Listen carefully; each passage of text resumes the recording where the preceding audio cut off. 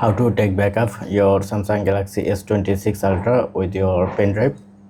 For that, first of all, go to your setting, and from here you need to go account backup. Then here you can see the external storage transfer. Go there and insert your pen drive or USB drive to your phone. Then here you can see the option is available. Now press on your pen drive. Now it's scanning.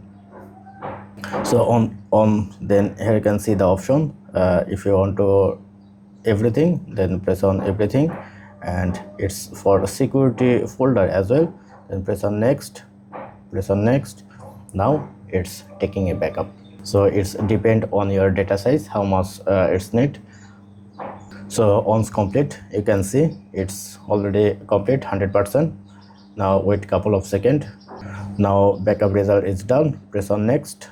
Now press on done. Now backup is complete. Thank you. Subscribe and hit the like button if video helpful.